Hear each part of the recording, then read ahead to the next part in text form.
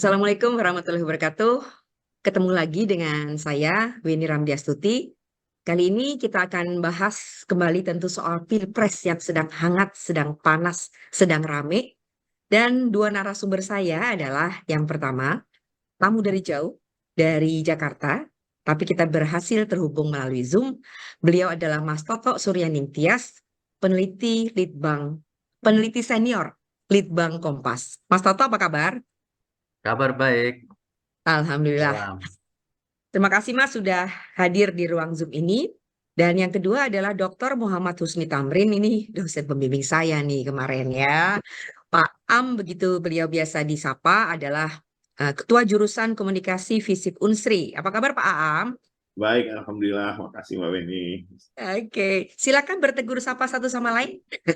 Iya, selamat sore Mas Selamat Toto. siang, Pak Am, Selamat siang ya. Mbak Weni ya. Oke, ya, baik. Kita sebenarnya mengundang satu orang narsum lagi. Tentu saja beliau adalah Giri Ramadhan yang merupakan Ketua Umum PDI Perjuangan Sumatera Selatan, tetapi beliau baru saja mengabarkan kepada saya sedang sosialisasi di masyarakat dan juga sinyalnya nggak kuat. Mudah-mudahan bisa segera bergabung atau kalau nggak sempat untuk bergabung bersama kita di sini nanti saya akan wawancara sendiri. Oke, baik. Mas Toto kita mulai aja ya. Siap. Saya ke Mas Toto dulu. Debat Pilpres, debat Capres, Cawapres sudah kita lalui. Masih akan ada 3 debat lagi. Tetapi kemudian yang menarik itu adalah setelah debat yang terakhir kok tidak juga memengaruhi elektabilitas paslon kan gitu ya. Masih banyak sekali orang yang belum memutuskan akan memilih siapa. Nah, sementara begitu Litbang Kompas mengeluarkan hasil surveinya yang terakhir itu banyak sekali pihak yang terkejut. Mengapa? Karena menempatkan paslon nomor 3 itu pada posisi terakhir. Kalau saya nggak salah Mas Toto nanti silakan dikoreksi 15,3%. Iya. Dan untuk almost ya boleh dibilang sejumlah lembaga survei juga menempatkannya seperti itu, di mana paslon nomor 2 itu unggul di semua lembaga survei. Bahkan angkanya tuh 40% lebih. Dan nomor 2 yang mengagetkan itu adalah paslon Pilpres Cawapres nomor 1. Nah, Satu. Mas Toto, mengapa bisa terjadi seperti itu? Seringkali dibahas, tetapi masyarakat kan ingin dengar gitu ya dari seorang peneliti senior seperti Mas Toto. Silakan, Mas. Ya, makasih. Ini untuk pertama kalinya saya bicara tentang hasil survei kepemimpinan nasional atau survei nasional Kompas yang bulan Desember. Eh, Kalau bukan Mbak Weni, saya nggak mau bicara di sini. Saya tidak bicara di TV, juga tidak bicara di media-media yang lain, baru di sini. Tapi saya mau coba jawab. Pertama-tama ada 2 pertanyaan Mbak Beni, yang satu soal debat capres, yang kedua itu sebetulnya lebih lebih mendasar soal hasil survei kami di bulan Desember yang mengagetkan banyak pihak. Tapi saya mau berangkat dari sedikit landasan teori dulu dalam melaksanakan sebuah survei. Jadi sebuah survei untuk mengukur elektabilitas calon presiden, semacam yang kami lakukan dan berbagai lembaga riset yang lain lakukan, itu didasarkan pada asas probabilitas. Nah, asas probabilitas ini lalu mensyaratkan harus ada pengambilan sampel yang mengikuti kaidah metodologi tertentu, yang dia harus mempunyai sebaran homogenitas yang mewakili homogenitas populasi, atau kalau disebut sebaran yang heterogen juga dia harus cukup mewakili heterogenitas. Itu yang pertama, jadi dia harus mewakili karakteristik populasi. Yang kedua, sampel itu harus cukup banyak. Ya, sampel itu harus cukup banyak sehingga dia bisa mewakili sebuah derajat tertentu di dalam rentang himpunan normalitas. Artinya secara matematika lalu jumlah tertentu itu secara statistik mempunyai angka simpangan yang bisa dipertanggungjawabkan. Dalam hal ini rata-rata lembaga survei itu mengambil 1.200 1.300 sebagai angka minimal untuk mewakili 204 juta pemilih. Kalau kita memakai hasil dari KPU ya, DPT-nya sementara ini yang saya tahu 204 juta pemilih. Jadi dua prinsip itu, prinsip probability dan prinsip jumlah yang cukup, itu menjamin kenapa 1.300, 1.200, atau mungkin lebih, 2.500 sampel itu bisa mewakili 204 juta orang. Kalau yang tidak tahu tentang ilmu sampel pasti sulit untuk menerima ini. Tapi saya harus nyatakan dulu bahwa matematika dan statistik itu membantu kita untuk meyakini bahwa 1.300 itu mewakili 204 juta pemilih. Nah, ada hal yang lain yang merupakan asas yang seringkali tidak disinggung di dalam penelitian probabilitas semacam ini, yaitu bahwa sebuah survei terkait elektoral semacam ini harus dilakukan dalam situasi yang netral, situasi yang tanpa tekanan, situasi yang tanpa intervensi, situasi yang tanpa situasi yang tanpa kekhawatiran, gitu, situasi yang tanpa pengaruh. Jadi sebisa mungkin survei itu dilakukan terhadap responden yang dalam posisi netral dan dia bebas untuk memilih.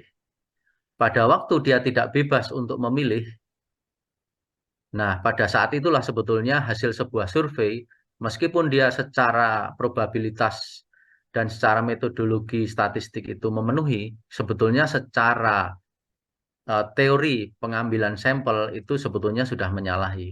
Karena respondennya dalam situasi tidak bebas. Gitu. Nah, ketidakbebasan itu bisa dipengaruhi oleh berbagai hal. Bisa dipengaruhi oleh misalnya dia ditekan, kemudian diintimidasi, atau dia dibujuk. Itu juga mengaruhi. Bisa juga dipengaruhi oleh sebuah hal yang sifatnya sangat mempengaruhi atau sangat mengganggu atau membuat dia bingung. Misalnya begini, tokoh yang dia istilahnya yang dia anut atau dia idolakan, tiba-tiba misalnya ya tersangkut skandal yang sangat memalukan misalnya. Kalau tersangkut skandal korupsi itu masih antara ya dan tidak, artinya kan itu harus dibuktikan di pengadilan dan seterusnya. Tapi kalau misalnya ada foto tokoh yang dia agungkan, misalnya apalagi tokoh agama misalnya, yang dia agungkan ternyata tersangkut skandal, misalnya skandal tindakan mesum misalnya, sebagai sekadar contoh. Nah, itu akan mengganggu dia. Dalam hal ini dia itu adalah responden tentang cara pandang dia terhadap tokoh itu. Nah, kalau tokoh itu seorang capres misalnya, nah itu akan terjadi keruntuhan moral hemorrhage, akan bleeding istilahnya kalau di kedokteran ya, blood hemorrhage gitu. Nah, dalam konteks survei kali ini kita sama-sama tahu masyarakat pasca terdampak COVID selama 3 tahun itu mengalami problem ekonomi. Dan kita tahu dari berbagai survei juga bahwa 3 persoalan besar yang dikeluhkan masyarakat itu semua terkait dengan ekonomi. 1, harga sembako, jadi selalu mengeluh soal harga sembako, stabilitas harga sembako terlalu tinggi, dan seterusnya. Tapi pasti terkait dengan harga kebutuhan. Yang kedua adalah lapangan kerja. Lapangan kerja itu juga terkait dengan ekonomi. Gitu. Lapangan kerja itu juga terkait dengan bagaimana orang itu mendapatkan pendapatan, earning gitu. Yang ketiga, 1 sembako, 2 lapangan kerja, yang ketiga adalah penghasilan keluarga secara umum gitu. Nah, ketiga hal itu menjadi dasar dari situasi yang ada di masyarakat. Nah, ketika ketiga hal itu menjadi sesuatu hal yang mendasar, sementara di sana juga ada, kita tahu semua, ada bantuan sosial dari pemerintah yang diguyurkan mulai kalau nggak salah bulan November kemarin. kemudian juga berbagai program karitatif ya. Kalau seperti kita tahu, kalau kunjungan Bapak Presiden ke daerah-daerah itu pasti di sana ada pembagian bantuan sembako dan seterusnya. Nah, itu pasti akan mempengaruhi apa yang ada di masyarakat. Jadi sebelum saya menjawab soal debat dan soal SKN, saya mengajak kita semua untuk melihat lagi bahwa memang responden di bawah, di populasi itu sebetulnya dalam kondisi tidak netral. Karena mereka sedang dalam kondisi ekonomi yang sulit, tetapi pada saat yang sama ada guyuran bantuan dari pemerintah. Nah, hal itulah yang saya duga keras itu membuat persepsi masyarakat itu lalu menjadi condong kepada calon-calon kandidat capres atau cawapres yang di, di dipersepsikan, dianalogikan atau dibayangkan sebagai pemerintah saat ini yang akan meneruskan bantuan-bantuan itu. Itulah yang kira-kira lalu mempengaruhi, sekaligus ini menjawab masuk ke jawaban yang pertanyaan kedua, kenapa tiba-tiba pasangan nomor 02 Prabowo Gibran itu melejit gitu.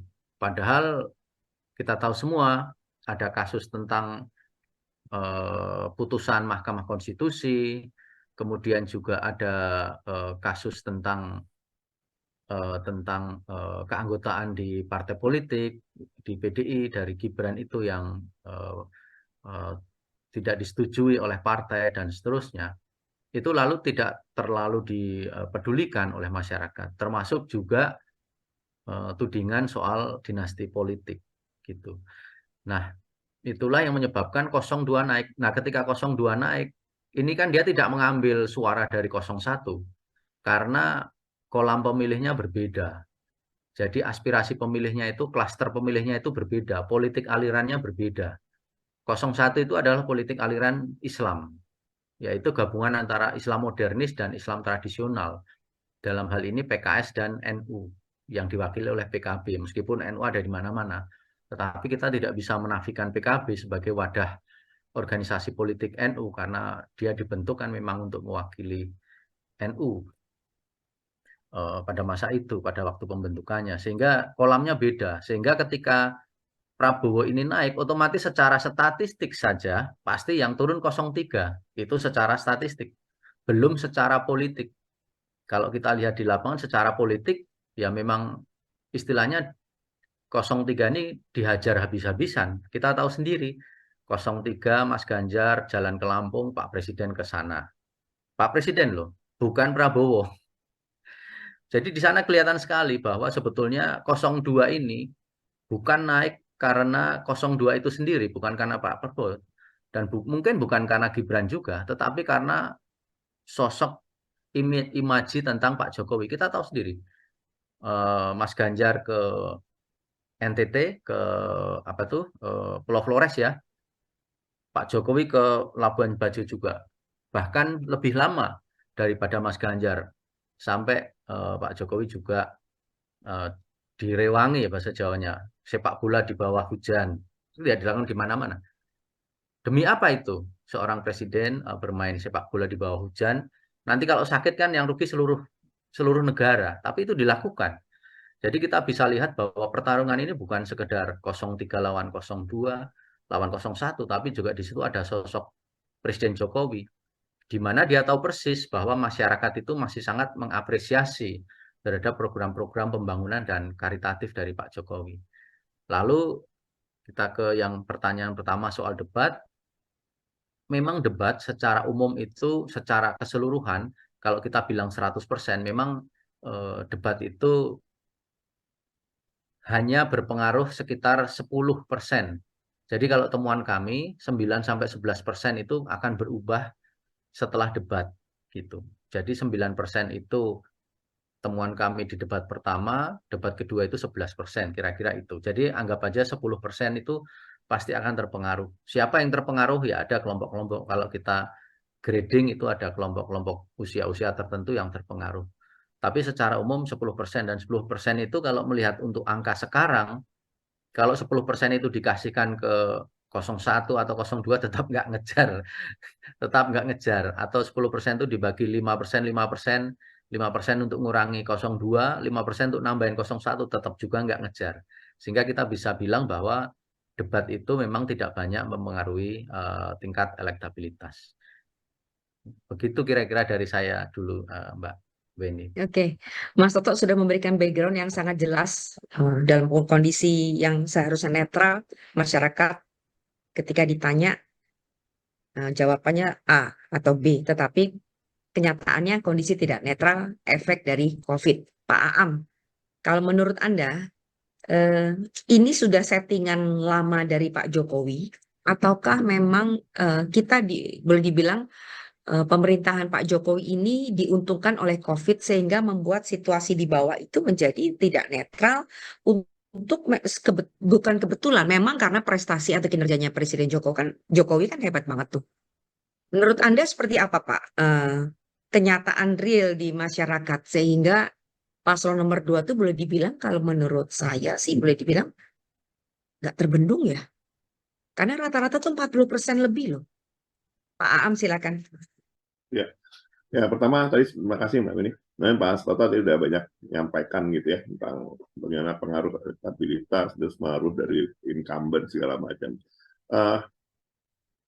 Mungkin kalau kita balik ke topik pertama gitu ya, ke topik awal yang Mbak Weni sampaikan gitu, mungkin kan kita putaran ini selesai hanya satu putaran gitu ya. Nanti sebelum kita jawab dengan pengaruhnya itu. Ya, artinya secara hitungan rasional gitu. Artinya waktu kita mengabaikan aspek survei gitu, hitung rasionalnya bagi 3 gitu, saya kan nggak mungkin akan ada 3 cawang gitu ya.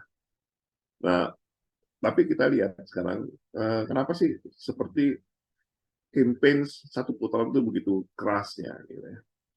Yang saya lihat memang ada kecenderungan gitu untuk memaksakan satu putaran karena gini, swing voter kita masih banyak, masih tinggi dari Mas Toto juga sudah sampaikan gitu, juga undecided voters-nya itu juga masih banyak gitu ya. Dan tadi Mas Toto juga bilang, kalaupun ini walaupun banyak, tapi kalau untuk dibagi ke 1 atau ke 3 itu nggak nguber, yang paling bisa memanfaatkan 2. Dan 2 tahu banget bahwa ini harus digerakkan supaya mendorong satu putaran. Ini yang disebut dengan bandwagon effect gitu ya.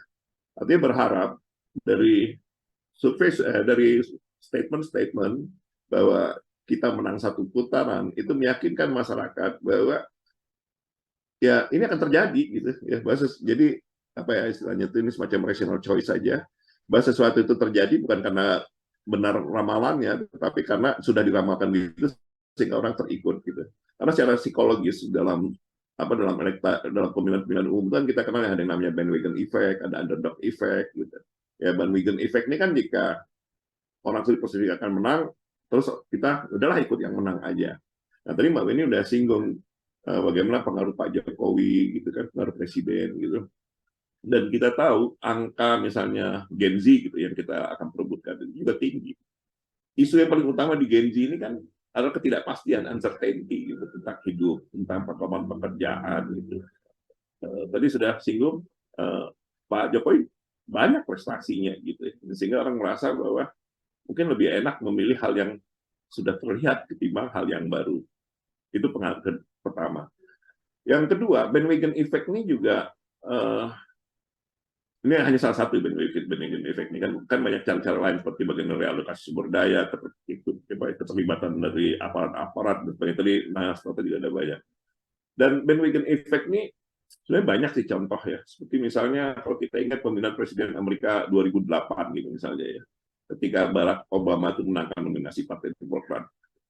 Hasil polling memang menunjukkan popularitas dukungan dan akhirnya keberhasilan ini memberikan dampak, artinya keberhasilan dari hasil polling dari Obama memberikan dampak psikologi positif yang akhirnya orang yang belum memutuskan akan ikut memilih. Atau kita kembali ke pemilihan sebelumnya, setelah itu misalnya, mungkin ingat Emmanuel Macron, presiden Prancis gitu di 2017. Dia awalnya kan merupakan kandidat independen dan dia mengeluarkan hasil polling yang baik itu menciptakan citra elektabilitas yang kuat sehingga pemilih yang awalnya ragu-ragu, katakanlah semacam psikopat atau undecided voters gitu, undecided voters gitu, ini aja ya udah pasti menang gitu. Dan banyak sih contoh-contoh lain gitu ya, seperti itu siapa lagi ya, mungkin 2000 berapa ya, Obama gitu 2012 gitu kan, atau kalau pemilihan gubernur tuh waktu Arnold Schwarzenegger gitu terpilih gitu, bagaimana popularitas dia itu juga mendorong gitu. Nah inilah yang mendorong sehingga memang kalau ditanya mungkin nggak satu ya tergantung pada kepada bagaimana para kandidat memainkan efek-efek psikologis ini kepada para pemilih. Kemudian juga tergantung pada bagaimana ya keterlibatan atau realokasi sumber daya itu diserahkan. Ya kira-kira gitu. Tapi nanti mungkin diskusi yang berikutnya Mbak ya. Tapi tadi tanya bagaimana pengaruh dari Pak ini besar Pak Mbak Leni gitu, pengaruh dari presiden dan keterlibatan presiden dan sebagainya gitu. Gitu Mbak Leni. Oke, baik. Eh, sekarang ini nih mulai muncul karena tadi Pak A ngomong, jadi saya ingat nih. Ya sudahlah, ikut yang menang aja karena trennya adalah nomor 2. Kemudian ada kader-kader nomor 3 gitu ya, juga kader dari P3 rame-rame kemudian beralih convert login login ke nomor 2 gitu ya Mas Toto. Nah, apakah ini juga sebagai indikasi, saya ingat nih istilahnya, istilah zaman dulu ya. Kalau orang generasi saya tahu nih, pejah gesang derek Bung Karno kan gitu ya. Tapi kalau sekarang nih kayaknya mulai ada tren gitu, pejah gesang derek Pak Jokowi. Nah, dia kawan saya WA, ini beneran loh, sampai dia bilang gini, saya kayaknya mau yang ini aja deh karena bagaimanapun dia memandang Pak Jokowinya bukan figur nomor 2-nya. Bahwa Gibran anaknya, tetapi lebih kepada Jokowinya. Gimana Mas Oto, Anda menyikapi atau ada jargon yang seperti ini nih sekarang nih? Ya, dengar ya Mbak ya. Ya. Dengar Kalau Mas, bagus suaranya. ya, kalau itu jargon ya sah-sah saja kan, tidak masalah, tidak masalah. Dan memang begini ya, kalau dari pengamatan kami, tadi disinggung soal undecided voters di tempat kami itu 28, sekian persen ya, 28,5 kalau saya nggak ingat, salah ingat. 28 itu kan banyak dilihat sebagai kegagalan pengambilan data. Jadi banyak teman-teman itu mengira Litbang Kompas itu gagal dalam mengambil data sehingga undecided voternya tinggi. Sebetulnya enggak juga. Gitu kan, kita itu juga ketika mau mengeluarkan angka itu kan kita juga melihat kiri kanan atas bawah juga. Mana yang paling baik untuk masyarakat, mana yang paling baik untuk kandidat. Kita tidak ingin mematikan satu kandidat dan memberikan jalan tol bagi kandidat yang lain. Karena ini masih cukup waktu. Jadi kita berikan angka-angka yang bukannya kita fabrikasi, tidak. Kita sama sekali tidak fabrikasi. Tapi kan kita bisa dalam tanda petik memilih ya. Metode itu kan banyak.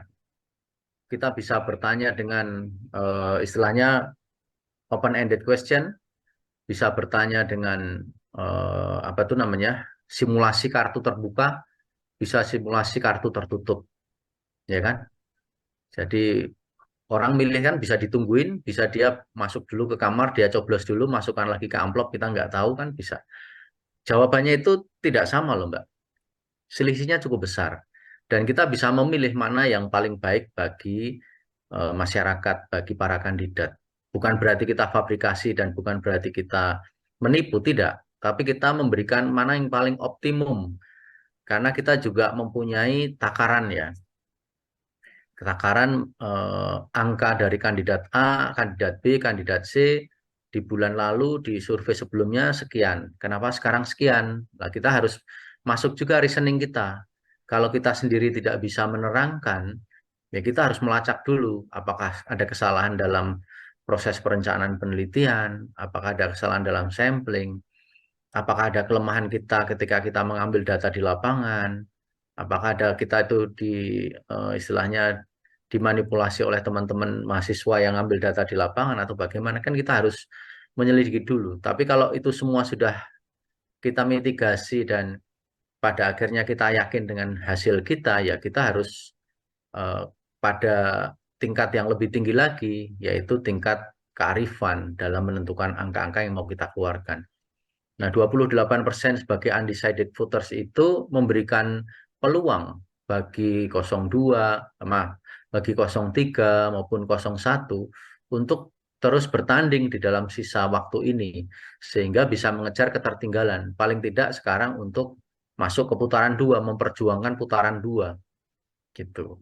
Jadi sebetulnya arahnya ke sana, bahwa pada akhirnya pertandingan itu masih jauh, dan kalau tadi pecah gesang derek Pak Jokowi, yaitu itu kan arahnya ke 02. Nah, kita tidak ingin mematikan langkah buat 01 dan 03. Bukan berarti kita tidak membantu 02. 02 pasti memperoleh bagiannya sendiri, tetapi bahwa 01 dan 03 ini jangan dimatikan awal-awal karena pertandingannya masih lama. Dinamika masih berlangsung. Jangan nanti kita sebagai lembaga survei mematikan dalam tanda petik ya langkah salah satu kandidat, dalam perjalanannya dalam 2 bulan ini sudah pakai jargon jah gesang derek sinten ngoten, ternyata ada kejegal di jalan, terjegal misalnya. Kan itu menjadi nanti bisa diketawain oleh masyarakat ya. Oh, lembaga survei ini ternyata nggak kredibel gitu loh. Dia terlalu mengabsolutkan sesuatu yang harusnya tidak diabsolutkan. Dia sudah memasang tingkat keyakinan sampai 100%. Padahal hasil temuan dari lapangan dan metodologi yang dia pakai saja tidak membolehkan sebuah klaim 100%. Jadi kita harus hati-hati sampai di tingkat sana, harus memilih dengan arif angka mana yang mau kita keluarkan dan bagaimana penjelasannya. Kira-kira demikian, Mbak. Oke, baik.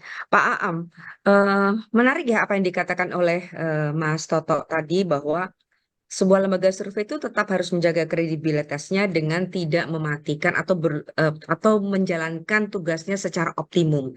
Lembaga survei bukan fabrikasi. Dan juga tentu di balik semua itu adalah bagaimana demokrasi itu bisa hidup. Nah, menurut Pak Aam, apakah memang ini menjadi gambaran demokrasi di Indonesia tuh one man one vote? Kan beda ya dengan di Amerika ya. Apakah hasil survei ini merupakan cerminan demokrasi yang ada di Indonesia? Iya, baik, Mbak. Memang survei kita kenal sebenarnya udah lama ya, tapi kan baru setelah pasca reformasi kita kenal lembaga survei dan ya banyak aturan-aturan etik yang kemudian menjadi isu di lembaga-lembaga survei sendiri. Dan saya sependapat dengan Mas Toto gitu ya. Jadi hasil survei itu gini, hasil surveinya boleh jadi benar gitu ya. Ya, dan saya yakin itu benar gitu. Tapi impact-nya itu tergantung pada bagaimana mempublikasikannya ya. Jadi seperti tadi misalnya bandwagon effect. Bandwagon effect kan kalau orang dibom terus ya, artinya diekspos terus sama hasil-hasil survei bahwa si A menang, ya boleh jadi ya bandwagon effect-nya akan muncul. Dan itu banyak pengalaman di luar itu terjadi. Sehingga ya saya sependapat lah bahwa itu kan persoalan etis ya. Jadi jangan sampai nanti lembaga survei justru menjadi lembaga yang melakukan fabrikasi. Dan kita tahu proses demokratisasi di kita kan belum boleh dibilang belum sepenuhnya matang. Ya. Proses konsolidasi demokrasi misalnya, ada bagaimana kita meyakini bahwa melalui proses demokratisasi, melalui voting, melalui pemilihan umum itu menjadi satu-satunya cara terbaik untuk mendapatkan solusi terbaik untuk pemilu pemimpin, itu nggak sepenuhnya kita yakini dengan baik. Bahkan para pemimpin-pemimpin kita sendiri juga nggak terlalu yakin dengan baik. Seperti misalnya, waktu ada isu, kenapa kepala desa itu diperpanjang misalnya, saya agak lari. Beberapa pemimpin politik telah mengatakan, karena melihat bahwa waktunya terlalu pendek, sehingga mereka meyakini proses pemilihan itu justru akan menjadi konflik. Dengan kata lain, orang nggak yakin bahwa pemilu gitu, entah itu pilpres pilkada itu, sebagai jalan terbaik atau the only one game in the town, katanya kan istilahnya itu. Tapi orang lebih banyak melihat bahwa seakan pilpres, pilkada itu sebagai beban yang nanti orang akan konflik gitu. Padahal itu adalah baik kita. Gitu. Nah, jadi semacam skizofrenik ya, atau apa itu split personality terhadap bagaimana cara kita memandang demokrasi. Sehingga memang saya apresiasi lah apa yang Mas Tata sampaikan, dan mudah-mudahan survei yang lain juga sama gitu, bagaimana mempublikasikan itu juga dengan penuh kehati-hatian gitu Mbak Rin. Iya, ada kearifan di situ ya. Iya. Ada kearifan. Oke, baik. Mas Soto dan Pak Aam, tadi saya habis mewawancarai Pak Mawardi Yahya. Beliau adalah Ketua TKD untuk Paslon nomor 2, Gerindra. Ya, jadi Pak Mawardi Yahya itu baru saja kira-kira sebulan lalu lah menjadi anggota Dewan Pembina DPP Gerindra dan kemudian ditunjuk sebagai Ketua TKD Gerindra. Ketua TKD pemenangan nomor 2. Nah, yang menarik adalah eh, ia yakin betul bahwa Sumatera Selatan akan bisa mendulang sedikitnya 60%. Mengapa seperti itu? Mereview pada pengalaman Prabowo pada pemilihan presiden sebelumnya, Sumatera Selatan bagus angkanya, apalagi sekarang ada Gibran di sana sebagai cawapresnya. Mas Toto mungkin bisa lihat data atau mungkin hafal gitu ya. Untuk Sumatera Selatan tuh memang aman ya Pak, ya Mas ya untuk nomor 2. Bagaimana dengan nomor 1? Karena bersaing kerasnya tuh dengan nomor 1. Seperti itu Mas. Dan apakah memang nomor 3 itu sedemikian terpuruk ataukah harus apa ya? Tetap harus ada optimisme untuk bisa mengejar nomor 2 dan nomor 1. Silakan Mas. Tapi tengah ke kiri itu kelompoknya Ganjar, sehingga harusnya 02 nggak dapat tempat. Nah, tapi itu menarik, ternyata dengan mobilisasi, saya pikir strategi yang pasti ada sesuatu yang mereka lakukan gitu, sehingga suara 02 itu begitu melejit. Padahal secara hitung-hitungan harusnya Sumsel itu ya gimana, TKN sendiri ketuanya orang Sumsel,